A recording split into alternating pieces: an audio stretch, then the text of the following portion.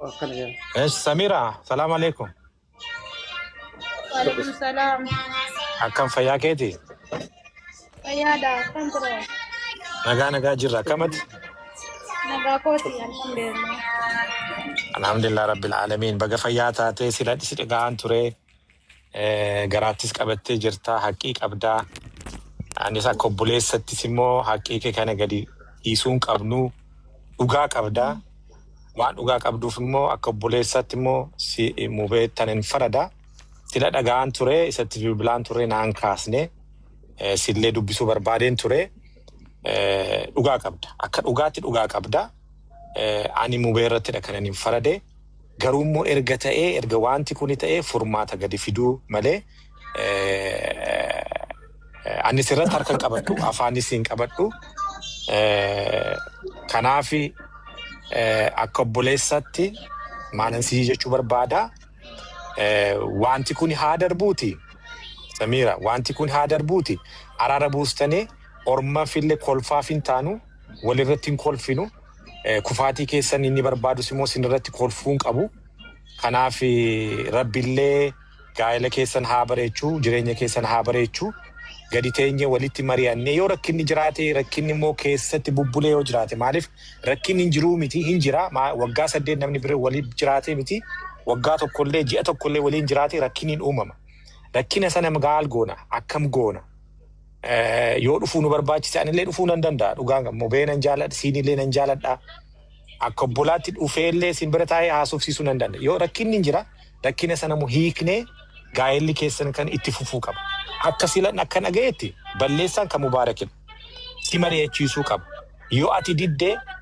dhiisuu qaba maaliif haadha manaasaa ishee hangafaati waan baay'ee akka dubbattetti waan baay'ee dabarsiteetta ammallee gara fuulduraatti balleessaan isaa kuni argamee jira mubeen ufee miila keerratti kufee duraan dursee otoo nuti jirru dhiifama si gaafatu erga dhiifama si gaafate immoo nuti immoo keessaan dubbannee akka obbolaatti akka maatiitti gaa'elli keessan inni bareedu kuni itti fufuu qaba mitiiree Samira ijoollee qabdu ijoollee babbareedaa qabdu ijoolleen kee barachuu qabu guddachuu qabu abbaaf haati gargar bahanii guddachuun qabanii atis immoo itti dhamaatee waggaa 8 guutuu bifa kee ijoollummaa kee irratti dhangalaastee asiin geesse eenyuuf jette mana kee dhiistee deemte eenyuuf jette itti dhamaatee waggaa 8 guutuu mubee rakkina isaa maalsa bira dhaabbattee kan nuti hin argine rakkina isaa hunda bira dhaabbattee argite kan haati isaa bira hin jirre kan abbaan bira hin jirre kan obbolaan bira hin jirre bira teessee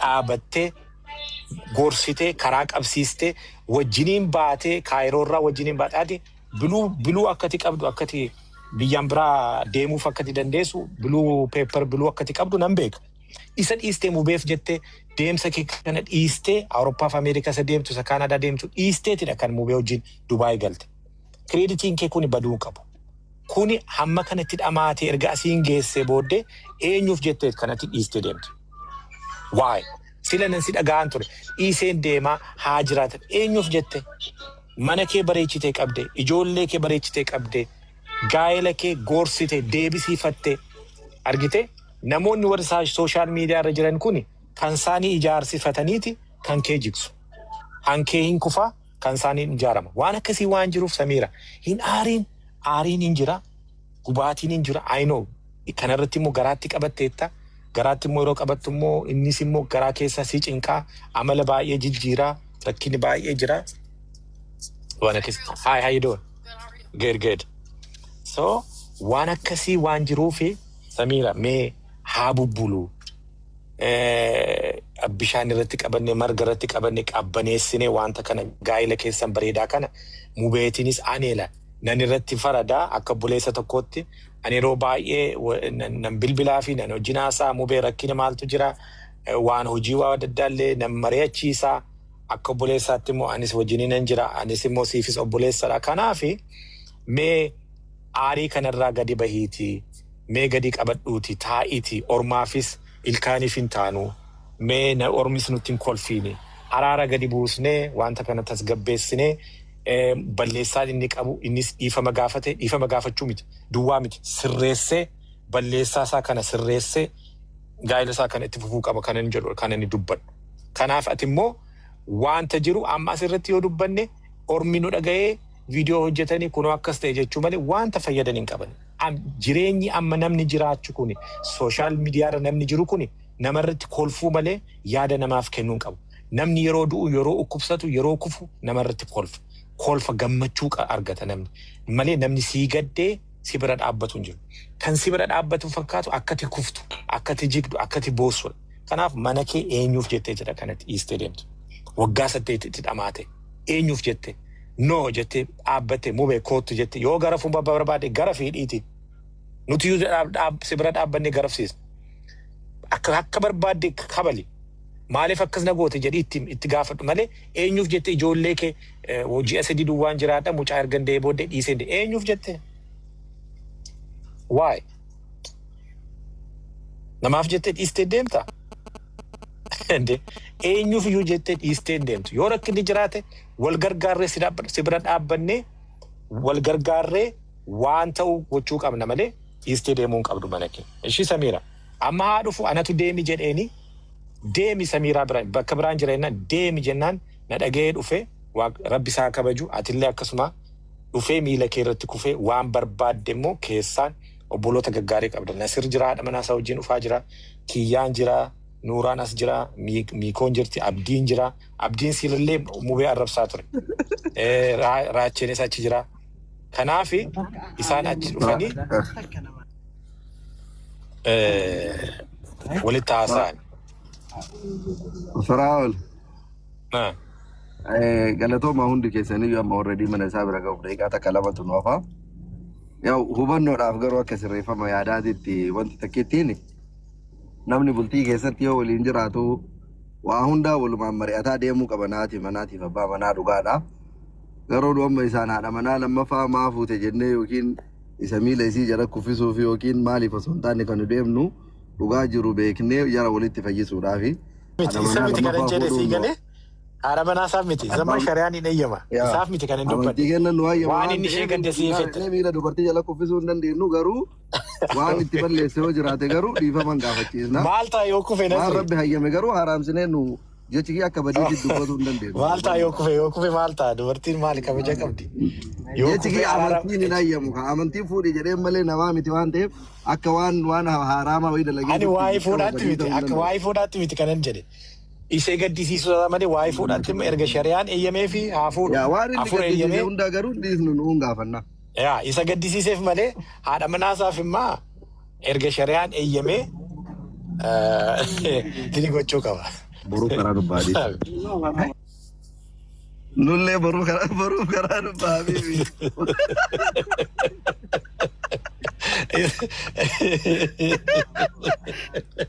Yoonni har'a kufu. Ifama daa'iman na jeeqaara. Miidiyaarratti mana Habiibaa sootee an fedhee utuu hin taane waan kana caaluu danda'een hadha ga'e. Waan kana caaluyyuu danda'ee baadheen hadha ga'e of qofaaf miidhame. Sinii galee an Habiibaa bira dhaquu fedhee miti. Ofii ibsachirratti dhaqee waan ana na laallatu, waan ana na tuqu, waan obbolaa koo isa jala taa'anii isa hordofaa jiranu.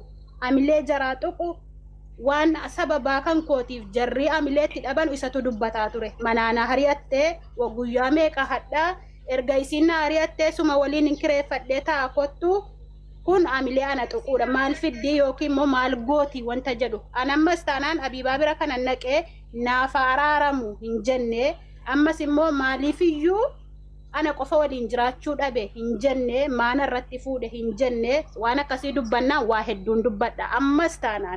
Ammas taanaan dubbii barbaachifnaa waa hedduun dubbadha waan ani itti waggaa meeqa sammuu koo kiyya qofaaf of qofaaf miidhamee taa'aa jiru kan ilmi namaa tokko naan beekne rabbiin malee jechuudha.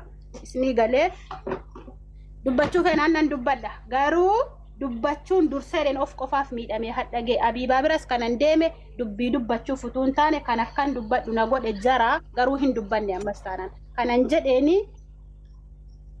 bultii isaa ijaarratee eeyyan akkuma isin dhageessan ijaarrate garuu an quban qabu hin beeku wayita dubbatu akka shari'aa jedha garuu shari'aa miti akka shari'aatiin hin deemne ammas taanaan boris taanaan sheeka abbaa feetan fidaa yoo sheeyni dhufee gaafadhee jennaan mirga qaba utuu isin gaafatin naqee abbaa fedhe fuudhee abbaa fedhe hiikuu yoo sheeyni naan jedhee anatu badii qaba miila isaatti kufeen dhiifama isa gaafadha kanan dubbataaru garuu nam tokko qofaaf miti waan isiniif galuu qabu yookiin immoo dogongora al tokko qofaatiif dubbataa hin jiru ammas taanaan boris taanaani dubbachuu feenaan waa hedduun dubbadha akkuma nama jedhe mi Abiibaa biras kanan gale iccitii koo yookiin iccitii isaa dubbachuuf utuu hin taane yaa ummataa namni hadda rakkina mucayyoo kanaatiif rakkoo mucaatii fi mubaarikiif rakkoo jara lammanii kan bartan anaafis wanni isin baruu qabdanu yoo an bor daa'ima kiyya dhiisee deeme kanan garaadhaa qabullee rabbiin addana baaseenii nagaa yoon ta'e nagaan adda ba'e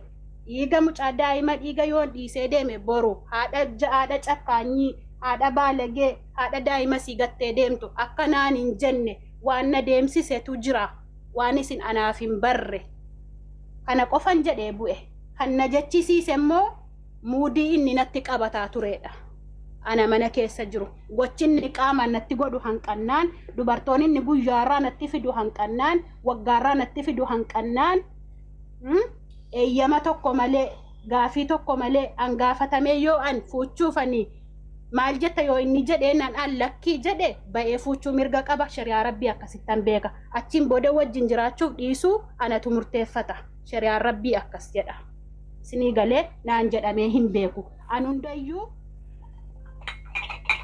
miidiyaa irratti dhagee yeroon gaafa dheeyyee shari'aa rabbiin naa eeyyame maatii miidiyaa irratti dhagee yeroon gaafa dheeyyee shari'aa rabbiin naa eeyyame maatii yeroo tokko dhiifama adda siifute abdii miyuutu godhi abdii geetaachoo miyuutu godhi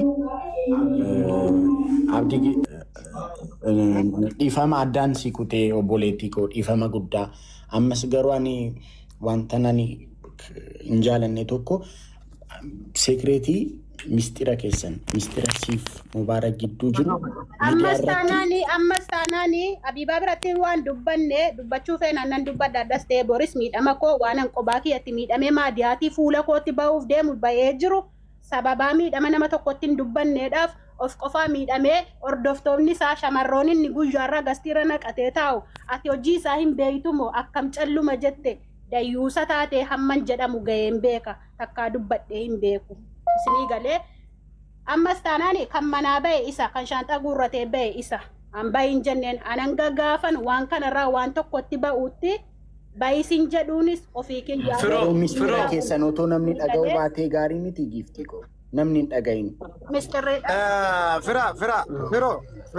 firoo takkatti amma akkana goonu nuti amma isin alto ko kai Bro, dhaabsisi ka. fajira pero alto ko kai alto ko baba kala Nuruddin Abiti.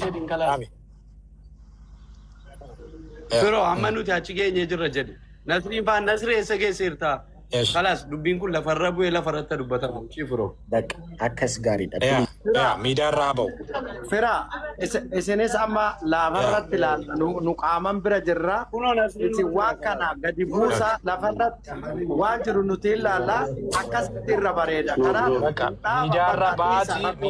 miidiyaa irra baati dhaqaati achi kun nasriin faa jiru barbaadani miyuutii magodhaati barbaadani barbaadani laayivii cufaati cufamush laayivii cufaati keessaan fida Yeroo amma Mubaarakin bira geennee jirra.